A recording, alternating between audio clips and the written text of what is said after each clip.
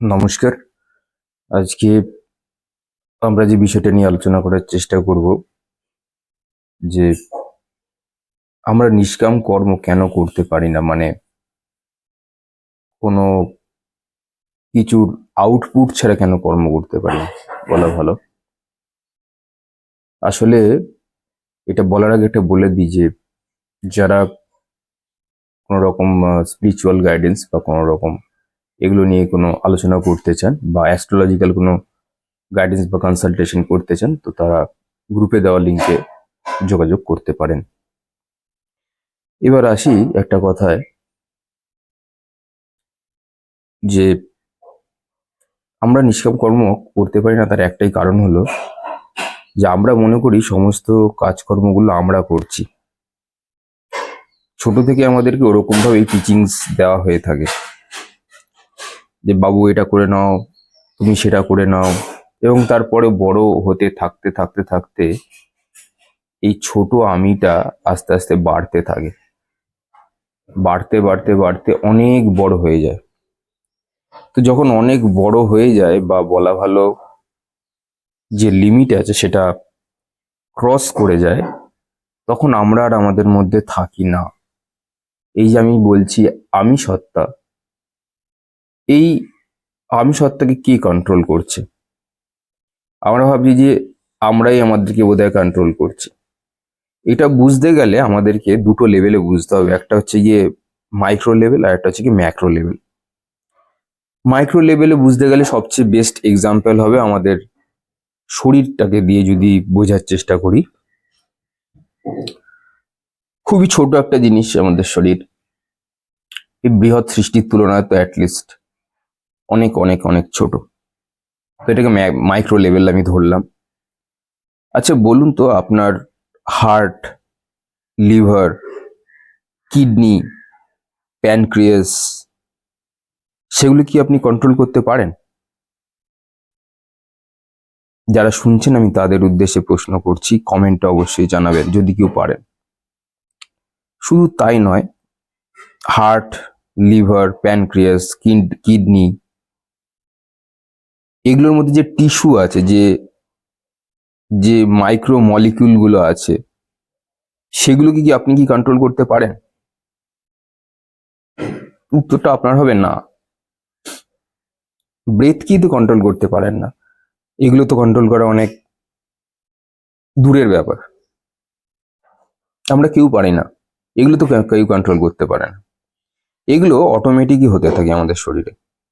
পাচন ক্রিয়ার জিনিসপত্রগুলো, এগুলো স্বাভাবিকভাবেই আপন মনে নিজের মতন করে হতে থাকে।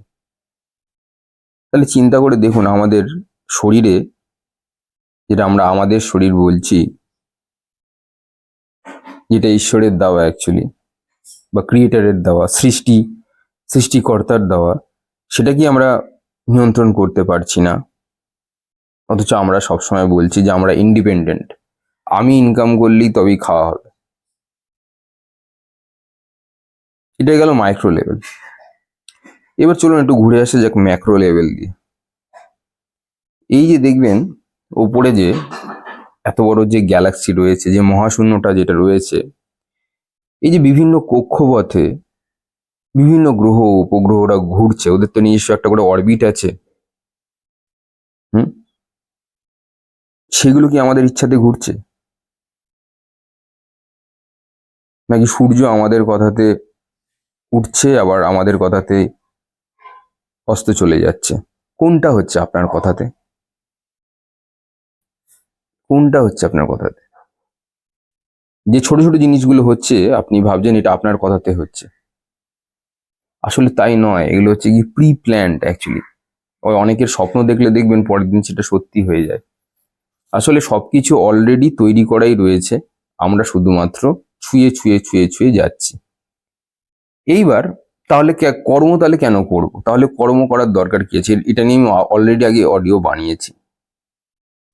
কর্ম আপনি না করে থাকতেই পারবেন না।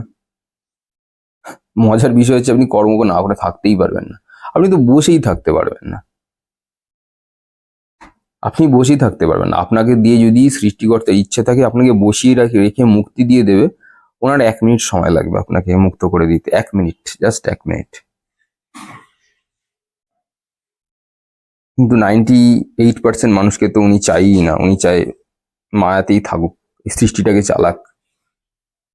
এর কোনো কারণ হয় না, সবকিছু ওই রকমই। ধরুন আপনি যা, আপনি সেটাই। আপনি আপনার সংস্কারকে চেঞ্জ করলেও আপনি কম বেশি সেটাই থাকবেন। আগে কিছু করতেন, সংস্কার চেঞ্জ করে এখন সেটা কিছু করছেন না। আমাদের হাতে না কিচ্ছু নেই, আমাদের হাতে না জন্ম আছে না মৃত্যু আছে। ফলে মাঝখানের যে জিনিসগুলো হচ্ছে, যে সিচুয়েশনস গুলো খারাপ ভালো যেগুলো হচ্ছে, সেগুলো আমরা ভাবছি হয়তো আমাদের দ্বারা কিছু খারাপ হচ্ছে। আসলে আমাদের দ্বারা কিছু খারাপ হচ্ছে না, কিছু ভালোও হচ্ছে না। প্রারব্ধতে না সেট করে দেওয়া আছে কে নেশা করবে, কতদিন নেশা করবে, এবং সে তার স্থূল শরীর নিয়ে সে কতদিন ধরিত্রীতে থাকবে। আবার এরকমও কোডিং করা হয় যে সে নেশা করবে এবং পরে গিয়ে রিয়েলাইজ করবে যে হ্যাঁ সে নেশা করেছে, এবার তাকে ছাড়তে হবে, তাকে এবার অন্য পথে হাঁটতে হবে। এগুলোও ডিকোড করা থাকে। এগুলো দেখলে বোঝা যায় যে কোন মানুষের মধ্যে কিরকম পসিবিলিটিস রয়েছে। তো কোনো কিছুই যখন আমাদের কন্ট্রোলে নেই, তাহলে কি আছে আমাদের মধ্যে কর্ম করবার জন্য? আমরা নামেই কর্ম করছি, আসলে আমরা চয়েস করছি। এবং চয়েসটার জন্য হিউম্যান বিংকে একটা এক্সট্রা জিনিস দিয়েছে ঈশ্বর, যেটা বাকি যত প্রাণী আছে তাদেরকে দেয়নি। সেটা হচ্ছে কনসিয়াসনেস, চেতনা। এই জন্যই মানুষকে শ্রেষ্ঠ জীব বলা হয়, এমনি এমনি বলা হয় না কিন্তু। মানুষকে শ্রেষ্ঠ জীব এই জন্যই বলে কারণ মানুষের মধ্যে সেই চেতনাটা ঈশ্বর দিয়ে পাঠিয়েছে, যে তুমি গিয়ে অ্যাটলিস্ট ডিস্টিংগুইশ করো যে তোমাকে প্রারব্ধ অনুযায়ী বা প্রকৃতির ইচ্ছা অনুযায়ী তোমাকে যে কালো বল সাদা বলগুলো তোমার দিকে ছুড়ে দেওয়া হয়েছে, তুমি তোমার পছন্দ মতো একটি বেছে নাও। আর আমাদের কনসিয়াসনেস তো পিওর নয়, ফলে আমরা ভুল বলটাকেই বেছে নিই। অনেকগুলো চার্ট দেখছিলাম, কিছু মানুষের মানে গত জন্মের D60 চার্টে, সাস্টিয়ামস চার্ট বলে একটা হয়, সেখানে দেখা গেছে যে মানুষটি সারাটা জীবন সাধনা করে কাটিয়েছে। সাধনা, বুঝেছেন? Moon Ketu combination, Jupiter Ketu combination, Venus Ketu combination. কিন্তু হলো কি শেষ পর্যন্ত, এইখানে যখন এলো, ঈশ্বর তো প্রত্যেকের মধ্যে কনসিয়াসনেস দিয়েছে, তাকে আবার একটা বল ছুড়ে দিয়েছে, তুই বিয়ে করবি কি করবি না। শুধু এইটুকু চয়েস, দেখুন মাত্র এই ছোট্ট একটু চয়েস। করে নিল বিয়ে, প্রচুর ঝামেলা ঝগড়া ঝাঁটি অশান্তি, প্লাস প্রায় ডিভোর্স হওয়ার জোগাড়।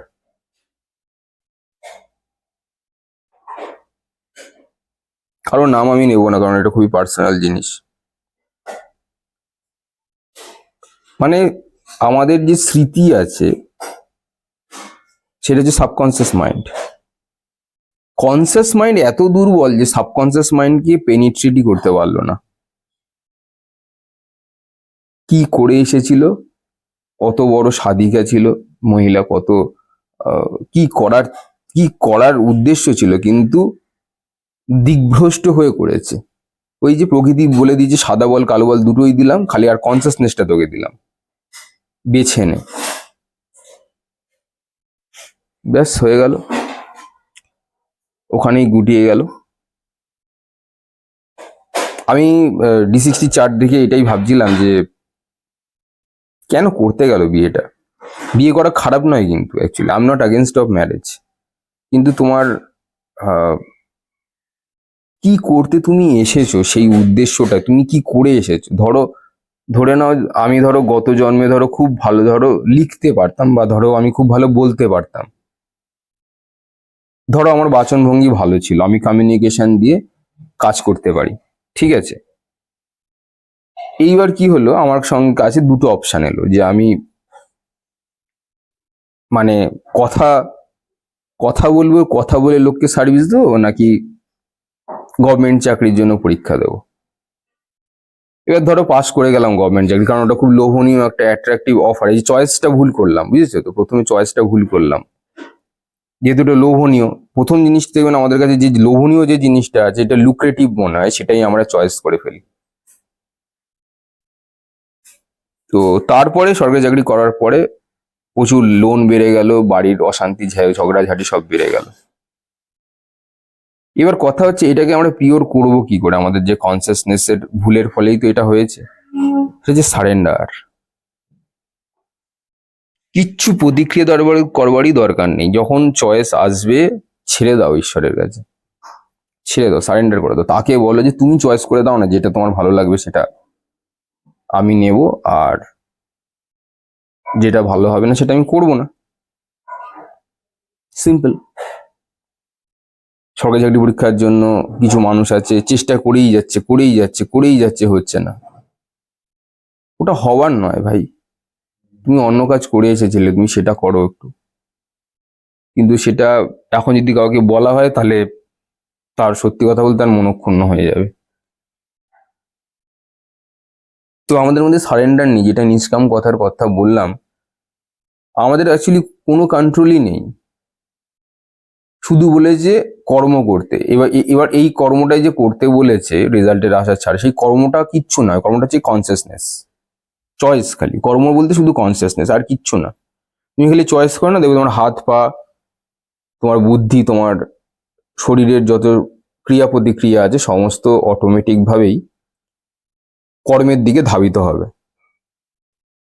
আবার একটা চয়েস আছে সেই কনসিয়াসনেসের মধ্যেই, যে কনসিয়াসনেস এটা তোমাকে ফিল করাবে, যদি তোমার শুদ্ধ যদি কনসিয়াসনেস হয়ে থাকে। এবং শুদ্ধ কনসিয়াসনেস হবে একমাত্র ঈশ্বরের কাছে সারেন্ডার করে। আর কোনো রাস্তা নেই যে তুমি করিয়ে দাও, তুমি বুঝিয়ে দাও। এই যে বাবা মার কাছ থেকে দেখবেন আমরা গাইডেন্স নিতে যখন যাই, তখন কিন্তু এই জিনিসটা হয়ে থাকে। তো আমরা তো সেই গাইডেন্সটা নিচ্ছি না, ফলে আমাদের কনসিয়াসনেসটা খুবই ইমপিওর হয়ে গেছে। এই ইমপিওর থেকে পিওর কনসিয়াসনেসে যাওয়ার যে যাত্রা, সেটা ঈশ্বর ছাড়া আমার মনে হয় না পৃথিবীতে আর কেউ করতে পারে বলে। খুব ভালো গুরু হলে সে করতে পারে বা করে দিতে পারে কিছু অভ্যাসের মাধ্যমে, কিন্তু আমার মনে হয় best option is to surrender. Surrender করে নেওয়াটাই সবচেয়ে ভালো কাজ, এবং ওটাই একটা চয়েস। ওটাও কিন্তু কনসিয়াসনেসের একটা চয়েস, মানে কনসিয়াসনেসের মধ্যে সারেন্ডার চলে এসছে। মানে তোমার মধ্যে তোমার তোমার যে মনের যে দুটো part, conscious mind and subconscious mind, ঠিক আছে? কনসিয়াস মাইন্ড হচ্ছে কি রাহু, সাবকনসিয়াস মাইন্ড হচ্ছে কি কেতু, যেটা অনেক বৃহৎ এবং অনেক বড়।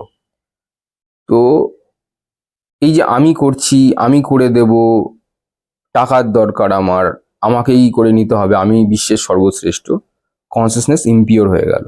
রাহু চলে এলো, রাহু মিক্সিং হয়ে গেল ওর মধ্যে। ওদিকে সাবকনসিয়াস মাইন্ড তোমার জন্য অন্য কিছু ঠিক করে রেখেছে, কেতু। তো তোমার কনসিয়াস মাইন্ড সাবকনসিয়াস মাইন্ডকে মার্চ করতে গেলে তোমাকে সেটাই করতে হবে যেটা সাবকনসিয়াস মাইন্ড বসে রয়েছে অলরেডি। সাবকনসিয়াস মাইন্ড কিন্তু অলওয়েজ স্পিরিচুয়াল, সবসময় মাথায় রেখো। সাবকনসিয়াস মাইন্ড অলওয়েজ স্পিরিচুয়াল, কিন্তু আমরা সাবকনসিয়াস মাইন্ডকে মানে পলিউট করে দিই বা দূষণ করে দিই অতিরিক্ত কনসিয়াস মাইন্ড বা আমাদের চয়েস যদি ইমপিওর হতে থাকে। তোমার কাছে ফোন আছে, তুমি কি দেখবে, কি শুনবে, এগুলো হচ্ছে কনসিয়াস মাইন্ডের চয়েস। আমাদের হাতে কিচ্ছু নেই, আমাদের হাতে শুধু চয়েস আছে। হাতেও নেই, মাইন্ডে রয়েছে, মাইন্ডে। তুমি সাদা বল নেবে না লাল বল নেবে, এবার তুমি যা নেবে সেটার জন্য অলরেডি প্রারব্ধ তৈরি করা। যদি সাদা বল নাও, যদি কালো বল নাও, সেটার জন্য কিন্তু আলাদা প্রারব্ধ তৈরি করা আছে। এবং সেই প্রারব্ধ যখন সাবকনসিয়াস মাইন্ডকে ম্যাচ না করবে, সাবকনসিয়াস মাইন্ড হচ্ছে যেটা তোমার এই জীবনে গত জন্মে সব রিসিডুয়াল ফাইলস এর মধ্যে রয়েছে, যখনই ম্যাচ না করবে, তুমি যেটা চাইবে সেটা পাবে না। সাবকনসিয়াস মাইন্ডে লেখা আছে তুমি ঈশ্বরের জন্য কাজ করবে, ঈশ্বরের প্রতি সারেন্ডার করবে, তুমি মন্দির দর্শন করবে, তুমি ধর্মীয় কথাবার্তা বলবে, ঠিক আছে? কিন্তু তোমার কনসিয়াস মাইন্ড তোমাকে সরকারি চাকরি, পদ, প্রতিষ্ঠা এগুলোও বোঝাচ্ছে, ম্যাচ হলো না এবং তুমি চাকরিটা পেলে না, হতাশ হয়ে গেলে, তখন তোমার কনসিয়াস মাইন্ড আস্তে আস্তে ড্যামেজ হতে আরম্ভ করবে। ফলে কি করবে? তোমার ভাগ্য খারাপ হতে আরম্ভ করবে। কারণ কনসিয়াস মাইন্ড কেতু, এই সাবকনসিয়াস মাইন্ড কেতু, তো সে তো অলরেডি ঠিক করে রেখেছে। এবার তার সঙ্গে যখন তোমার কনসিয়াস মাইন্ডের যখন ম্যাচ না হবে, আসলে কিন্তু হিসেবটা তাই, রাহু কেতু আলাদা করে দেওয়া হয়েছে বলে আসলে কিন্তু এটা কিন্তু একটাই, একটা জোর, একটা পুরো গোটা একটা সাপ বা অ্যাক্সিস বলা হয়, একটা মাথা একটা ধর। তো দুটোকে মেলানোই হচ্ছে গিয়ে এই জীবনের অঙ্ক। এই জীবনের অঙ্ক হচ্ছে গিয়ে রাহু কেতুকে মিলিয়ে দেওয়া। দুটো যেহেতু আলাদা রয়েছে তাই জন্য দুজন বিভিন্ন রকমের প্রক্রিয়া করছে, ফলে আমাদের বাস্তব জগতে আমাদের যে ভাগ্য আছে, প্রারব্ধ আছে, সেগুলো যাই থাকুক না কেন সেগুলোকে আমরা অ্যাকসেপ্ট করে নিতে পারছি না, আমরা মেনে নিতে পারছি না, ফলে আমরা ফ্রাস্ট্রেটেড হচ্ছি, ইরিটেটেড হচ্ছি, এবং বলা ভালো খুব সমস্যার মধ্যে দিয়ে আমাদের ফিল হচ্ছে। ফলে এই কারণটা হচ্ছে। তো আমাদের কনসিয়াস মাইন্ড যতক্ষণ না সাবকনসিয়াস মাইন্ডের মতন কাজ করছে, বা বলা হলো মার্জ হচ্ছে সাবকনসিয়াস মাইন্ডের সাথে, কারণ কনসিয়াস মাইন্ডের মধ্যে যদি লোভ থাকে সাবকনসিয়াস মাইন্ড নেবেই না, কারণ সাবকনসিয়াস মাইন্ডে তো স্পিরিচুয়ালিটি রয়েছে, কিন্তু কনসিয়াস মাইন্ডের মধ্যে লোভ রয়েছে, লালসা রয়েছে, ম্যাটেরিয়ালিজম রয়েছে। যখন একটা সার্টেন ডিগ্রি বা বলা ভালো লোভ অতিক্রম করবে, তখন ভাগ্য আর তোমার সাথে দেবে না, তোমার কেন আমারও দেবে না। এই যে দেখুন তোমাদের সাথে এই যে কথা বলছি, এটাই করে এসেছি জন্মের পর জন্ম। এখন এগুলো ছেড়ে যদি অন্য কিছু করতে যাই তখন দেখবে আরো অসুবিধা।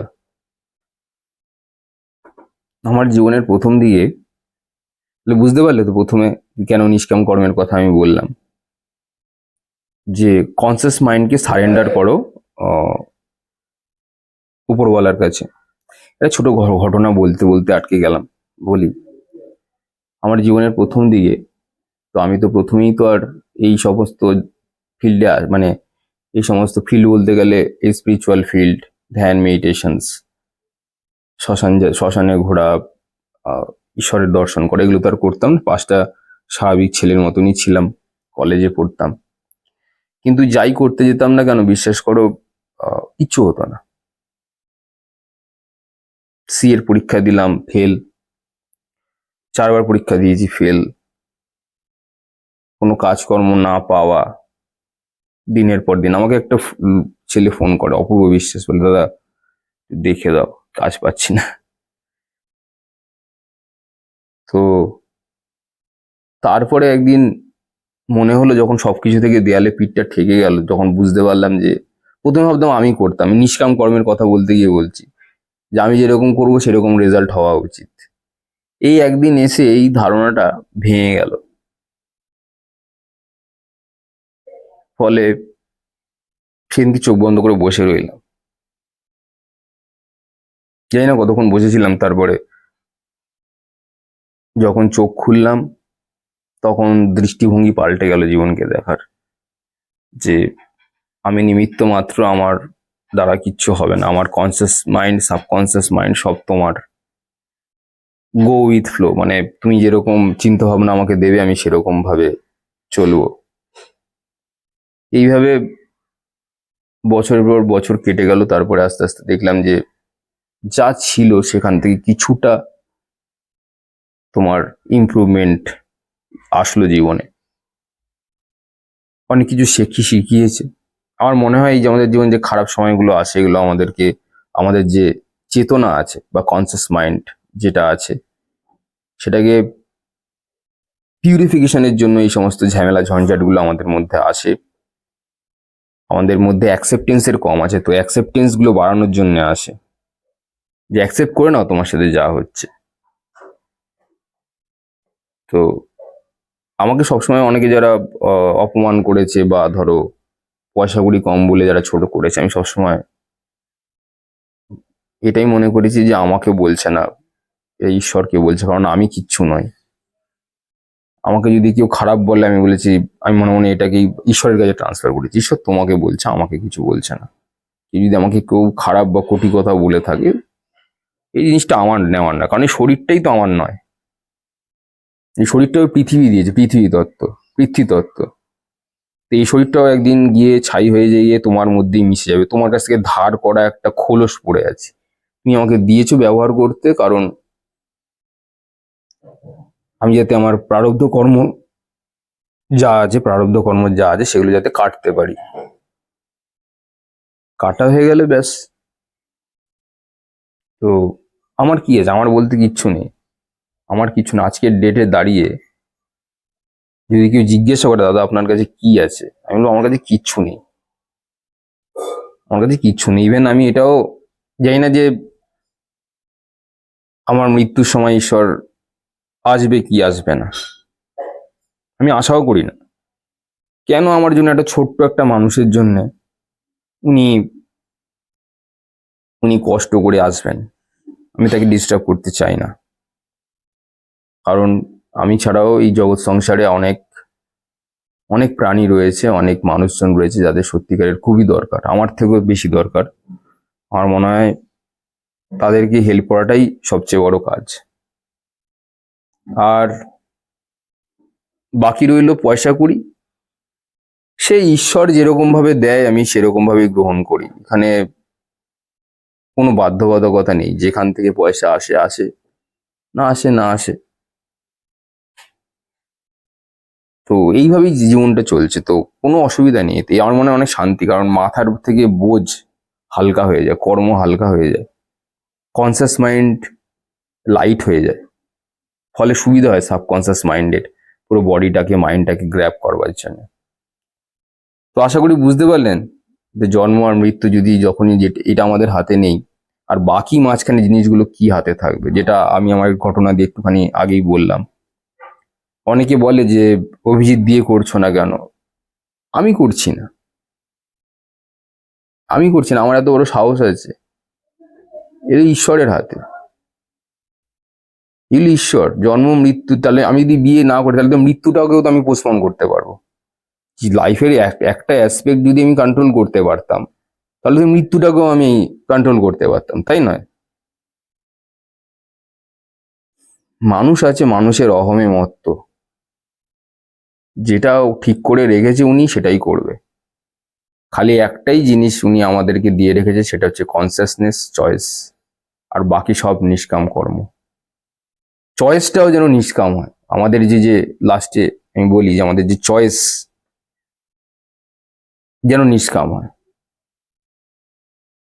আমাকে কেউ খেতে দিয়েছে, আমাকে কেউ পয়সা দিয়েছে, মানে লোলুপ দৃষ্টিতে সেটার দিকে একদম ধাবিত হয়ে যাওয়া। আছে কিছু মানুষ, ওষুধের দোকানে যাই, ওই রকম কিছু মানুষজন আছে, তাদেরকে আমি চিনি। ফলে বিপদ আসন্ন। যেদিনকে তুমি ভাববে তুমি অনেক বড় হয়ে গেছো, সে কেউ কেটা হয়ে গেছো, তোমার মধ্যে রাহু যেদিনকে খুব বড় হয়ে যাবে। এরকম আমি অনেক ছেলে বা মহিলাকে দেখেছি যাদের পয়সা অনেক আছে কিন্তু কোনো শান্তি নেই। কেতু একমাত্র গ্রহ যা আপনাকে মুক্ত করে দিয়ে শান্তি দেবে। পরিবারকে খুশি করতে চাইছো, ওটাও রাহু। খুশি করতে করতে যেখানে চাইছো, পরিবারের ধার দেনা শোধ করতে চাইছো, তুমি চাইছো, রাহু। Consciousness impure. কোনো সময় আমরা এই কথাটা বলছি না বা ভাবতে পারছি না ঘুরিয়ে বা ব্যাপারটাকে ঠিক করে, বা আমাদের যে কনসিয়াস মাইন্ডটা ইমপিওর হয়ে গেছে বলে আমাদের সেই জিনিসগুলো আসে না যে আমি করো আর কি। আমরা কেউ কোনোদিন এই জিনিসটা বলি না বা ভাবি না যে আমি করো আর কি। ঈশ্বর চাইছে আমি এখন কাজ করি, তাই কাজ করছি। ঈশ্বর চাইছে আমি দু চারজনের চার্ট দেখে দিই, অ্যাস্ট্রোলজিক্যাল চার্ট, তাই করা হচ্ছে। এন কি উনি চাইবেন করবো না বা করা হবে না বলা ভালো। আগে তো আমি স্টুডেন্টদেরকে পড়াতাম যখন আমার মনে হতো যে আমি পড়াচ্ছি, ব্যাস করোনা আসলো, বন্ধ হলো, হয়ে গেল সব। আমাদের ইচ্ছাতে কিচ্ছু হয় না, আমাদের ইচ্ছাতে কিচ্ছু হয় না। লোকে বলে আপনি খুব ভালো বোঝাতে পারেন। আসলে না, আমি ভালো বোঝাতে পারি না, আমাকে খুব ভালো করে বোঝানো হয়েছে। এই শরীরটা একটা মাধ্যম, সেটাও অন্য কারোর দেওয়া, আমার নাম যেটা সেটাও একটা অন্য কারোর দেওয়া। দুদিন পরে আমি যখন মারা যাব বা আমাদের এই শরীরটা যখন পড়ে থাকবে, তখন এই বডিটাকে কে নিয়ে যাবে সেটাও একটা বড় কোয়েশ্চেন মার্ক। কারণ কেউ তো নেই অ্যাকচুয়ালি, বন্ধু বান্ধব কেউ নেই। প্রারব্ধ, একলা থাকতে ভালোবাসি। তো সবকিছু আমার ছেড়ে দেওয়া ভালো এবং সমস্ত কাজকর্মগুলোর মধ্যে জটিলতা থেকে বেরিয়ে এসে নিষ্কাম কর্ম করা ভালো, কারণ কিচ্ছু আমাদের হাতে নেই। গাছের পাতাটাও তোমার আমার ইশারায় নড়ে না। কোনো গাছ মাটি থেকে বীজ থেকে কখন খুলে নিজের মতন করে উঠে দাঁড়াবে সেটাও প্রকৃতি ইচ্ছাতেই হয়, আমাদের চোখের ইশারায় হয় না। তো আমরা কেউ কেটা নই। বিভিন্ন বড় বড় জায়গাতে সবাই নিজেকে হনু ভাবে, এই হনুগিরি যতদিন থাকবে রাহু ততদিন বেঁচে থাকবে। কিন্তু যেদিন কেতু আসবে না, রাহুকে না প্রণাম করতে বাধ্য হবে কেতুর পায়ে। কারণ দেখবি যথাযথ বড় বড় মুনি ঋষি সন্তজি প্রেমানন্দজি মহারাজ, বড় বড় আদানি আম্বানি, বড় বড় ক্রিকেটার, বড় বড় সেলিব্রিটিরা এসে তার পায়ে মাথা ঠেকায়। তাহলে কি হচ্ছে? তারা তো রাহু, তারা তো পয়সার পেছনে, পয়সার জন্য তারা কাজ করেছে। কার কাছে মাথা নষ্ট করছে? কেতুর কাছে মাথা নষ্ট। রাহু বাধ্য কেতুর কাছে এসে প্রণাম করা। কেতু হচ্ছে সবচেয়ে বেশি শক্তিশালী। কেতু যখন দিতে আরম্ভ করে সবকিছু ভেসে যায়। আপনারা সবাই ভালো থাকবেন, সুখে থাকবেন। ধন্যবাদ।